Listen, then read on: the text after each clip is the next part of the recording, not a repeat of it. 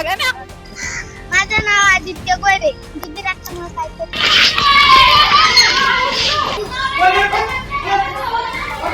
तो मैं कहना चाहता हूँ जंतर मंतर का सीजन 2 बहुत ही जल्द शुरू होने जा रहा है. फिर से आएगा जंतर मंतर का सीजन 2. ये ऐलान कॉकरोच जनता पार्टी के संस्थापक अभिजीत दीपके ने किया है. अब इंस्टाग्राम पर कई लोग उनसे पूछ रहे थे तो दीपके ने उन्हें उसी भाषा में जवाब दिया. इंस्टाग्राम की भाषा ऐसी है, भक्तों की टीम अभिजीत की भाषा पर सवाल उठाने लगी. कहने लगी कि अभिजीत दीपके तो आंदोलन को रियलिटी शो समझ बैठे हैं. अरे भाई, जब दीपके ने कॉकरोच जनता पार्टी बनाने का ऐलान किया था तो क्या किसी ने ये यकीन किया था कि दीपके के साथ करोड़ों की संख्या में जैन जी शामिल हो जाएंगे? किसी को उम्मीद नहीं थी. अंध भक्तों के गिरोह ने कॉकरोच जनता पार्टी के आंदोलन को डिमोरलाइज करने के लिए तमाम तरीके के हथकंडे अपनाए. लेकिन हुआ क्या? सरकार की जड़ें हिल गई और ऐसी हिली कि अब तक बाहर नहीं निकल पाए हैं. खैर, बात आगे की. अगर दीपके जल्द जंतर मंतर पर सीजन 2 लेकर आने वाले हैं तो फिर उसमें शामिल कौन होगा? जो शामिल होने वाले हैं उनकी पूरी कहानी बताऊंगा तो सरकार के समर्थक अगर मुझे सुन रहे होंगे तो बेहोश हो जाएंगे. सीजन 2 में शामिल होने के लिए एक बड़े वर्ग ने अपनी तैयारी भी शुरू कर दी है. प्रैक्टिकली जमीन पर विरोध की नई आवाज बन रही है. उसका असर तो हो रहा है, लेकिन परिवर्तन उस तरीके से दिखाई नहीं दे रहा है जैसा दिखना चाहिए. और इसलिए सीजन 2 में कॉकरोच जनता पार्टी और जैन जी के साथ एक नई जनरेशन भी शामिल होने वाली है. नमस्कार दोस्तों, मैं हूं परवीन सानी. तो दोस्तों, जंतर मंतर के सीजन 2 में जो शामिल होने वाले हैं वो हैं जैन अल्फा. जैन जी जिस तरह से अपनी आवाज बुलंद कर रहा है, अब जैन अल्फा भी उनसे 2 कदम आगे बढ़ता हुआ दिखाई दे रहा है. सोशल मीडिया पर ऐसे ढेरों वीडियो छाए हुए हैं. सड़क की समस्या हो, स्कूलों में टीचर की कमी हो या खाने में गंदगी, जैन जी और जैन अल्फा खुलकर अपने हक के लिए आवाज उठा रहे हैं. इसे देखकर दीपके का दिल गदगद हो गया और उन्होंने बच्चों की हिम्मत की तारीफ की. अभिजीत दीपके ने सोशल मीडिया प्लेटफॉर्म एक्स पर लिखा, अपने भविष्य के लिए लड़ रहे इन बच्चों को मेरा सलाम. वो बस अपने स्कूल के लिए एक सड़क मांग रहे हैं. आज़ादी के लगभग 80 साल बाद भी क्या ये बहुत बड़ी मांग है? ये काम तो दशकों पहले हो जाना चाहिए था. इस 15 अगस्त आइए ग्रामीण भारत के बच्चों और स्कूलों के लिए काम करने का संकल्प लें. सो दिस इंडिपेंडेंस डे हमारे देश को आजाद हुए 80 साल हो जाएंगे, लेकिन इन 80 साल के बाद भी हम देख रहे हैं कि बहुत से जगहों पे जो गवर्नमेंट स्कूल्स की कंडीशन है वो बहुत ही बुरी हालत है. मैंने खुद देखे हैं ऐसे स्कूल्स बहुत डिफरेंट डिस्ट्रिक्ट्स में जहाँ पे रूफ टॉप नहीं होती, टीचर्स नहीं होते, पानी नहीं होता, बेसिक फैसिलिटीज नहीं होती. लड़कियों को स्कूल से ड्रॉप आउट करना पड़ता है when they start menstruating because वहाँ पे बेसिक सैनिटेशन हाइजीन नहीं होता. तो ये सब जो छोटी छोटी चीजें हैं जिससे आप एक बच्चे को जो ट्रांसपोर्टेशन की फैसिलिटीज है वो नहीं होती हैं. स्कूल कहीं पे है, गांव कहीं दूर है, तो बच्चों के पेरेंट्स भी हैं जो सोचते हैं कि बच्चा स्कूल कैसे जाएगा. तो इन सब चीजों को सुधारने के लिए हमें दिख रहा है कि 12 साल में कुछ ऐसा नहीं हुआ है, क्योंकि अभी भी बहुत सारे ऐसे वीडियोस आ रहे हैं जहां पे बच्चों को एक वॉइस मिली है, जहां पे they are making a video roads के लिए, पानी के लिए, इलेक्ट्रिसिटी के लिए. टीचर से वो डिमांड कर रहे हैं, वो प्रोटेस्ट कर रहे हैं. वो देख के इतना अच्छा लग रहा है. लाइक आई फील दैट ऐसे ही लीडर्स अपने अपने जगहों पे निकले हैं जो इस चीज में एक किसी हीरो का वेट नहीं कर रहे हैं कि वो आके उनको रास्ता दिखाए, बट खुद उसके लिए आगे बढ़ रहे हैं. इसलिए this Independence Day Cockroach Janta Party is going to announce school ठीक करो कैंपेन, जहां पे सारे लोग जो है वो अपने अपने विलेजेस में, अपने डिस्ट्रिक्ट में जो गवर्नमेंट स्कूल्स है वहां पे जाके उनका ऑडिट कर सकते हैं. It is a very very basic audit जहां पे आप बेसिक फैसिलिटीज, टीचर्स का क्या फंक्शनिंग है, उसका transportation with respect to education, वो सब आपको वहां पे जाके चेक करना होगा. और उससे हम एक डेटाबेस बनाएंगे एंड कैसे उन स्कूलों का सुधार हो सकता है उस पर आगे चर्चा करेंगे. दोस्तों, ये यूपी के हमीरपुर में जैन अल्फा के तेवर हैं.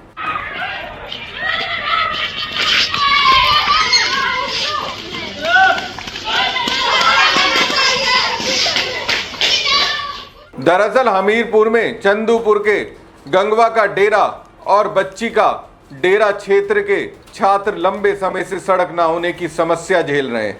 बारिश में कीचड़ भरे रास्ते से स्कूल जाना बच्चों के लिए बेहद जोखिम भरा था. ऐसे में छात्र और ग्रामीण हाथों में तिरंगा लेकर कलेक्ट्रेट पहुंचे बच्चों ने करीब 5 किलोमीटर लंबी पैदल यात्रा निकाली और डीएम के मेन गेट पर धरने पर बैठ गए। अब ये वीडियो देखिए।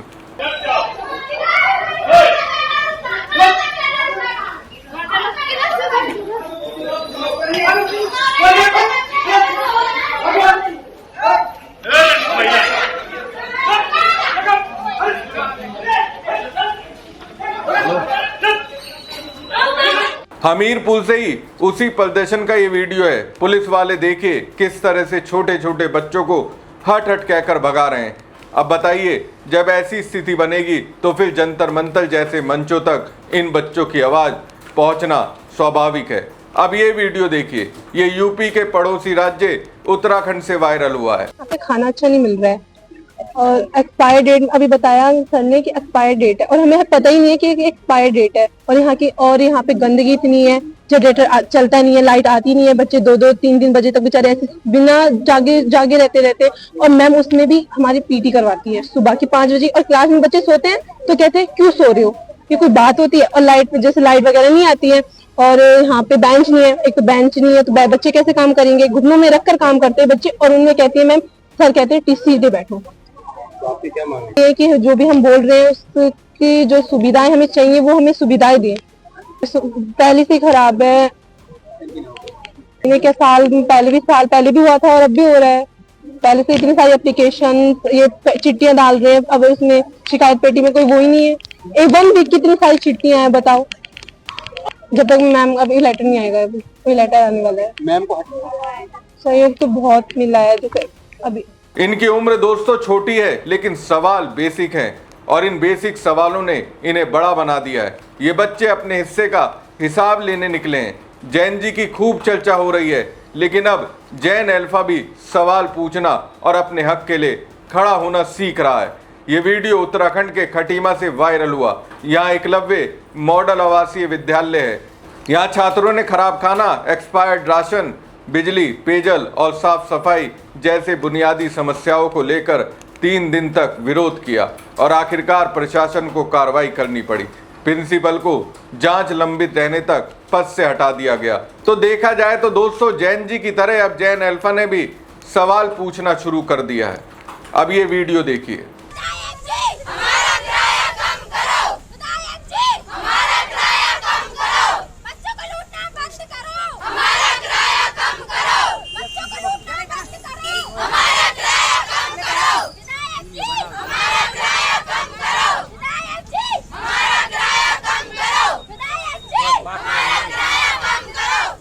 जैन अल्फा का ये विरोध अपने क्षेत्र के विधायक के खिलाफ है। ये वीडियो मध्य प्रदेश के विदिशा से वायरल हुआ।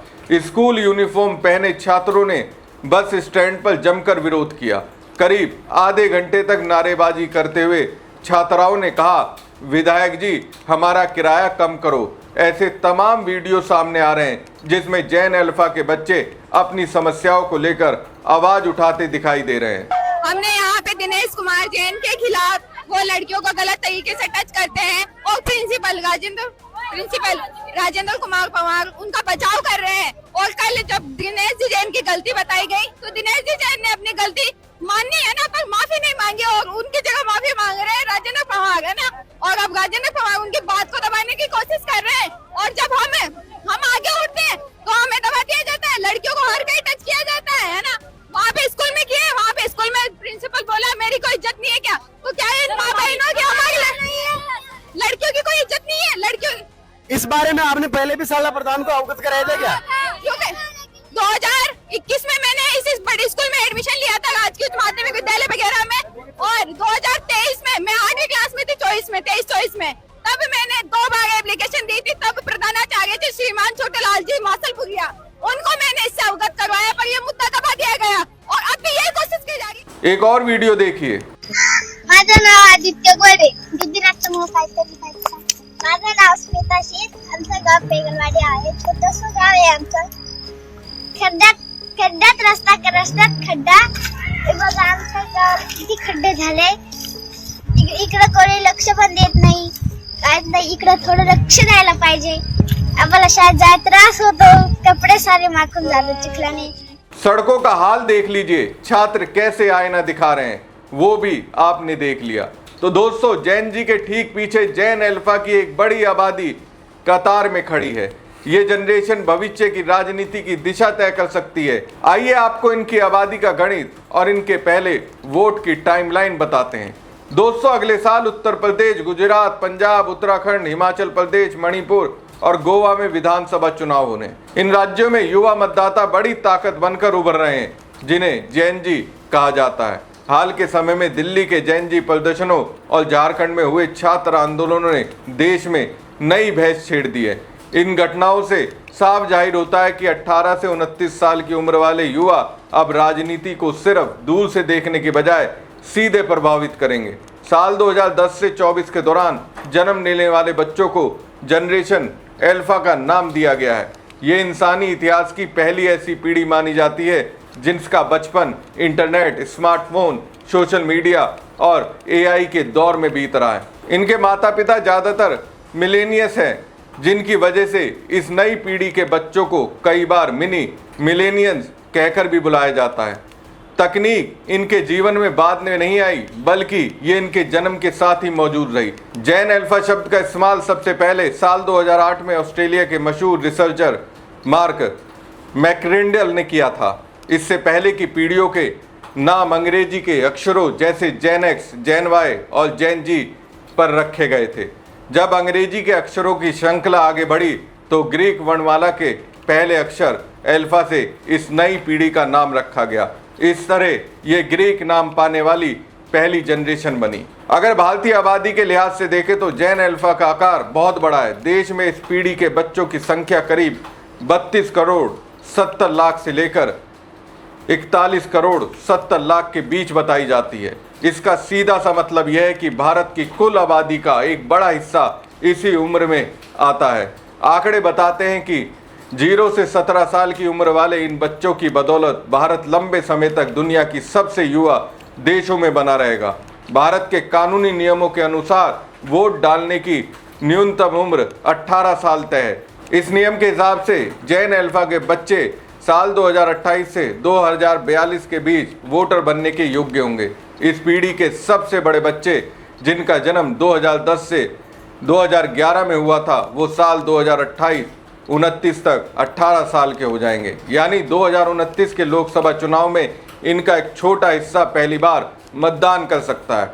वहीं 2024 में पैदा हुए सबसे छोटे बच्चे साल 2042 में जाकर अपने वोट का इस्तेमाल कर पाएंगे।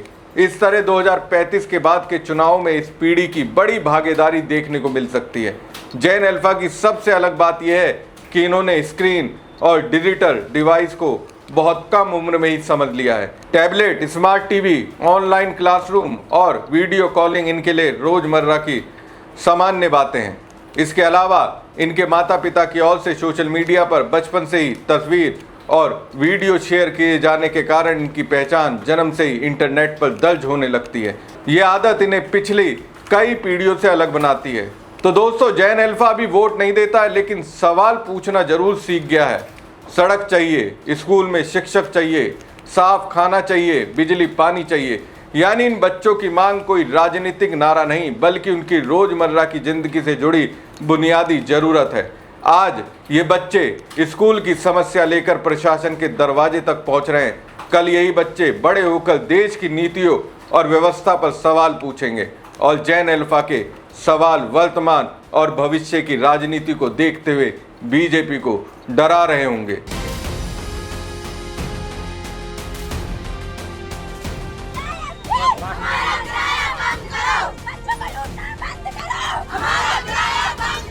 माननी है ना, पर माफी नहीं मांगी और उनकी जगह माफी मांग रहे हैं राजेंद्र पवार, है ना। माझं नाव आदित्य गोरे, गुजरात